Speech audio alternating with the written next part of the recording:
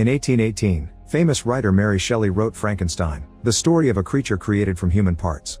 However, she couldn't tell the whole story and died before finishing it. Now in the afterlife, she's eager to write what is missing. In Chicago in 1936, Ida is having a bad time at a party.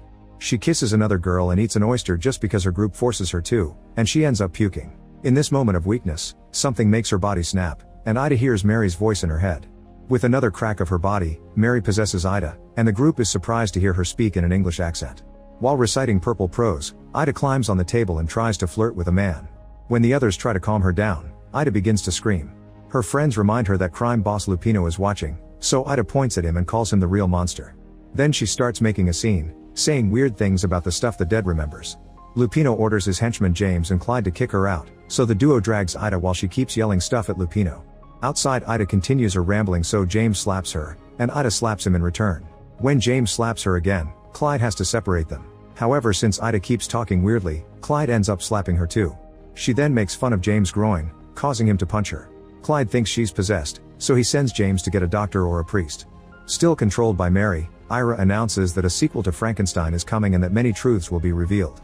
Clyde is getting really creeped out by her, so he pushes her down the stairs. Her leg breaks as she rolls down the steps before she lands at the bottom, instantly dying. The next day, Dr. Cornelia is visited by a strange man who claims to be the creature from Mary's story. Cornelia thinks it's a prank and makes him remove his hat and scarf, so she sees his monstrous face. A terrified Cornelia tries to run away, but Frank stops her when he points out that he's the one who has been writing to her for the past few months. Cornelia agrees to see him and shakes his hand before studying his body, which she's very impressed by. Frank explains he's been following Cornelia's work on reanimation, so he wants her to build him a bride. Their discussion is interrupted when the assistant Greta comes in and screams at the sight of Frank. After Greta leaves in fear, Frank explains how lonely he is, so Cornelia convinces him to stay in the institute to work things out. In the evening, Frank goes to the theater to watch a movie with his favorite actor Ronnie. He loves the romantic scenes, so he repeats the dialogue and sings along, even copying the dance moves. He only shuts up because a man complains about his noise. Frank then imagines himself in the movie. The next day, Cornelia freaks out when Frank tells her he wants her to dig up bodies and chop them into pieces to create his bride. When Cornelia makes fun of the idea, Frank snaps and yells at her. He admits that when they shook hands yesterday, it was the first time someone touched him. He also says he thought she was a mad scientist and wonders if she isn't curious. As she laughs, Cornelia finally agrees to help. That night, Cornelia and Frank go to the cemetery and dig up a recently buried body. When they return to the institute, Frank accidentally breaks a vase on his way upstairs. The noise alerts Greta, who sees them with the body. In the lab, Cornelia starts getting all the machines ready while Frank admires the body, which turns out to be Ida. He starts having doubts because Ida is too beautiful for him and says they should do this tomorrow. At that moment, Greta tries to look inside the lab, so Cornelia rushes to kick her out and locks the door. She then explains she can't have a body around the lab, so they must do this now or never. Once Ida is connected to the machines, Cornelia starts turning them on. Frank is so nervous that he gets an anxiety attack, so Cornelia helps him calm down and they pull the final lever together. Ida's body is filled with a special chemical compound as the machine's bulbs break because of the great amount of electricity used by the reanimation. A ball of energy enters the body and with a loud groan, she's finally alive again. Suddenly Ida starts coughing up the compound and Cornelia tells Frank that this is his bride. Ida responds with some nonsense before concluding she should go home. When she tries to stand up, she immediately loses balance and falls. Frank tries to help her, but Ida doesn't want to be touched. Cornelia notices that Ida's leg isn't well, but Ida claims she isn't in pain. She realizes she doesn't remember anything from before her death and Frank theorizes she was in an accident. They convince her to spend the night in the institute to rest, and Cornelia sends Frank away so she can check Ida's broken leg with some privacy. While Frank watches another movie, Cornelia puts a brace on the broken leg. Ida asks what the deal is with Frank, so Cornelia tells her that she's his bride.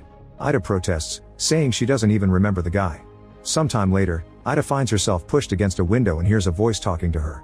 It's Mary, who calls her another monster as Ida floats away from the window. Ida asks Mary for help to get her memories back, but Mary says no. When Ida touches a bulb, it explodes and makes her fall, but at that moment she wakes up in the lab. Frank is sleeping on the floor, so Ida blows on his face to wake him up. However, he thinks he's being attacked and screams as he punches her in the eye. When he realizes what he did, he immediately apologizes. Then he grabs an umbrella and does the dance from the movie to appear more friendly. Ida remembers Cornelia locking the door, so Frank explains he entered through the window. Their conversation is interrupted by Cornelia, who notices that the window bulb is broken. During breakfast, Ida refuses to eat. Cornelia offers various ideas, such as getting her new clothes or finding a way to wash off the compound stains. Ida says no to everything and begins throwing things on the floor, insisting that she only wants to leave. Since Cornelia refuses to unlock the doors, Ida and Frank escape by climbing through the window. They go together to the theater and Frank shares trivia about Ronnie. Afterward, Ida takes Frank to a club, where she dances in the weirdest way. She wants Frank to dance with her, but he prefers to watch from afar. He imagines her wearing a nice dress and dancing properly with Ronnie. In the bathroom, Ida looks at herself in the mirror and notices her tongue is stained as well. Another woman volunteers to help her with some makeup. Then Ida returns to the dance floor while Frank keeps drinking at the table. Soon Ida manages to get a proper dance partner, however his dirty dancing soon turns into improper touching, and his friend joins him to touch her too. Ida realizes what's happening and pushes them off, but the men refuse to let go. Ida screams and says she isn't afraid of Lupino and her men, causing the guys to get violent.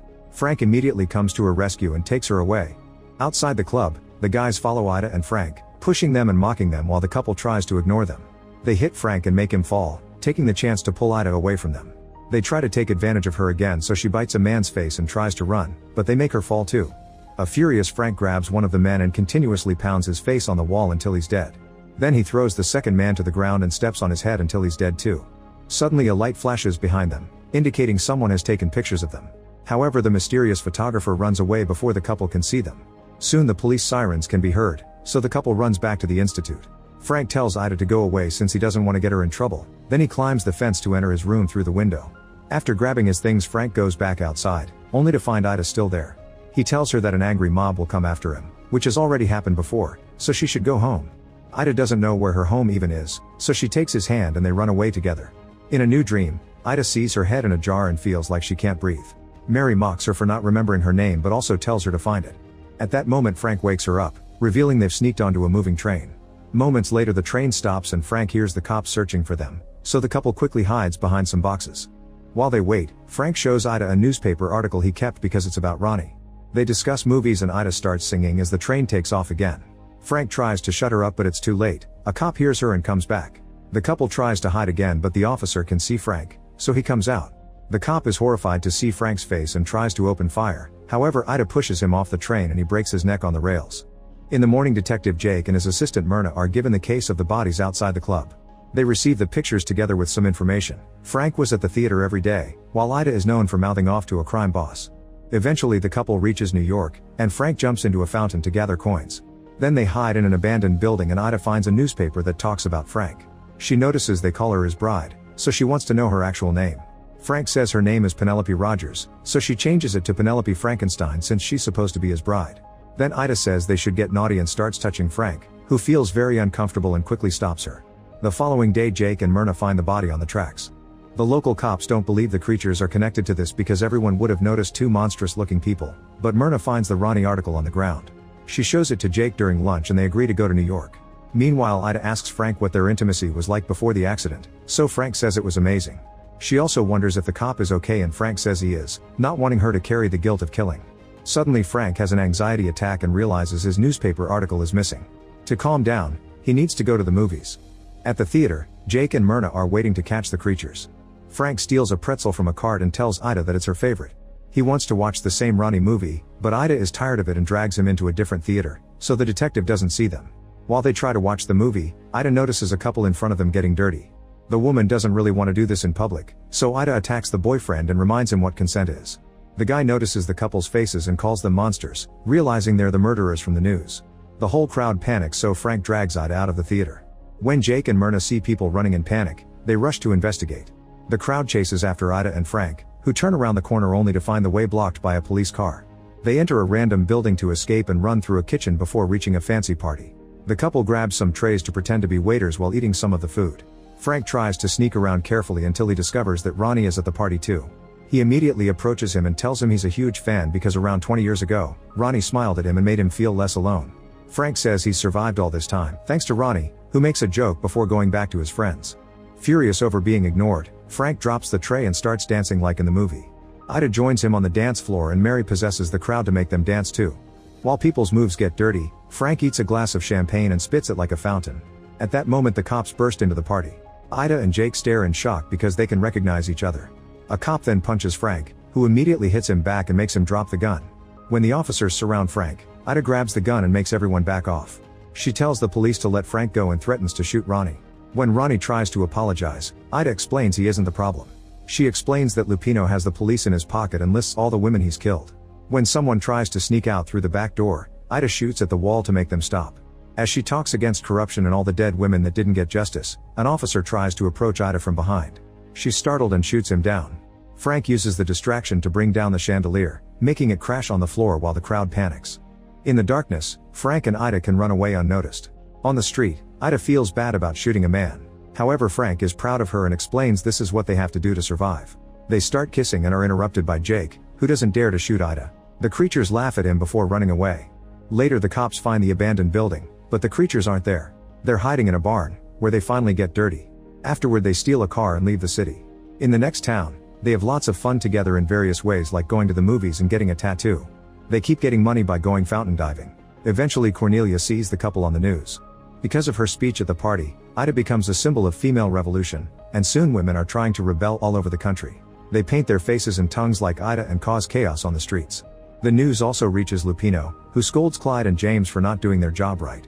James swears that they did kill Ida, so Lupino pulls out his gun and shoots him in the head. Then he tells Clyde to kill Ida for good and bring him back her tongue. It turns out he has many jars with the tongues of his victims. Sometime later, Myrna tells Jake that the creatures were last seen in Fredonia. Before they continue their search, Myrna wants to know why Jake seemed to recognize Idaho, however Jake pretends he doesn't know anything. Myrna then points at all the towns where the creatures were seen and concludes they've been visiting the places from Ronnie's movies. Considering their last location, she theorizes they'll go to Niagara Falls next. At the same time, the creatures are indeed going to Niagara Falls and Frank tells Ida about the corresponding movie. When Ida asks about their engagement, Frank pretends they had a wonderful proposal and makes up a whole story. At that moment a police car starts following them. Ida stops the car and Frank covers his face with his scarf, so when the cop approaches them, Ida tells him that Frank is her sick uncle. Since she doesn't have her papers, the cop makes her step out and pats her down while touching her inappropriately and calling her slurs. When the officer comes too close and tries to take advantage of her, Frank shoots him through the window. Then Ida jumps on him and tries to rip his tongue off. A second cop comes out of his car and shoots Ida in the shoulder, so Frank kills him with a shot to the head.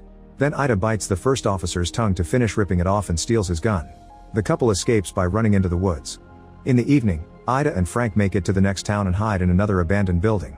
The detectives and Clyde are in the same town looking for them. Ida struggles with what she did earlier and hates how Mary keeps pushing her into doing crazy things. As she starts talking nonsense again, she leaves the building and shoots at the sky. James hears the noise and follows it until he finds the creatures, but Ida points her gun at him and makes him drop his weapon. James tells them that they're coming for them and swears he just wants to help because he knows Ida was forced into this. He blames himself for this and apologizes. At that moment Myrna also shows up and shoots Frank. James begs everyone to behave and calls Ida by her real name, but Ida doesn't like it and shoots him. She calls him a crooked cop and says he made a mistake by getting dirty with his witnesses. Then she runs away with Frank. Soon the police sirens can be heard in the area. The creatures steal a new car while Frank asks who James was, but Ida says she doesn't remember. In the morning, Myrna asks James about Ida and he breaks down, saying he thought she was dead. He explains that Ida was one of the many escorts involved in the Lupino case. These women worked with gangsters to gather information and took it to the police. When the cops were about to catch Lupino, they were forced to close the case. Ida had been furious about this and showed up at James' office to beg him to keep the case open. They ended up getting naughty. Since James is one of the bribed cops, he didn't even try to help her. Soon the other girls were found dead without their tongues. James feels guilty, so he's already called his boss to resign and now gives Myrna his badge. This whole conversation is overheard by Clyde. In the middle of the road, Ida stops the car because Frank isn't breathing right and his bullet wound keeps bleeding. She turns the car around, knowing exactly where to take him. Minutes later, Myrna and James are told that the creatures were seen at a gas station near Indiana. James asks Myrna to stop the other cops from killing Ida. In the evening the cops question the people at the gas station, but Myrna goes to the nearest movie theater. Soon Frank and Ida arrive, but instead of paying attention to the movie, Frank finally tells Ida that he didn't know her before reviving her. Myrna sneaks around the car and hears Frank explain that he dug Ida up from her grave. A very upset Ida leaves the car to throw up. Frank follows her and tells her they could start a new life together. Ida doesn't feel comfortable with her name and she decides she should only be known as the bride. Frank then tells her he loves her and licks her skin before proposing to her. While Myrna comes closer and Clyde also shows up, Ida turns Frank down, saying she's nobody's bride. Frank starts laughing, only to drop dead when Clyde shoots him in the head. As the cops surround them, Ida screams in grief and shoots randomly before dragging Frank back into the car. She hits another vehicle when she takes off but still manages to drive away. The police cars catch up to her on the road and open fire. Ida keeps driving as fast as possible, only to see another police car coming in the opposite direction. She decides to turn off the lights and drive off the road to hide in the tall grass. Eventually she stops the car and checks on Frank, who is definitely dead. Then she talks to Mary, who congratulates her for becoming the bride. A few hours later, Ida arrives at the institute and asks Cornelia to revive him. Myrna follows Ida's tracks and sneaks into the institute too, unaware that Clyde is following her. Cornelia explains she can't revive Frank, so Ida points her gun at her and admits she loves him. While the cops park outside, Cornelia reveals that her husband died and she tried to revive him, but he came back with no memories and was behaving strangely. She had no choice but to kill him. When Clyde sees an opening, he comes out of hiding and shoots Ida several times. At that moment the cops burst in and open fire too. Cornelia screams in horror as she watches Ida get hit with dozens of bullets before falling dead on top of Frank. Myrna has to yell at the cops multiple times before she manages to make them stop. Afterward, Myrna tells the cops to close the perimeter and go after Clyde, who is escaping through the fire escape. The officers are confused, so Myrna shows them James' badge to establish authority. After the cops leave, Myrna tells Cornelia that she'll wait outside and she can take as long as she needs. Greta compares the situation to Romeo and Juliet and tells Cornelia to rest, but Cornelia refuses. Outside, the cops capture Clyde while Myrna watches the institute's roof, where electricity is glowing brightly. On the table, Frank and Ida move again to hold hands. Meanwhile, James hands Lupino to the rebel women, who can finally have their revenge. Make sure to subscribe and turn on notifications so you can watch more videos like this. Thanks for watching.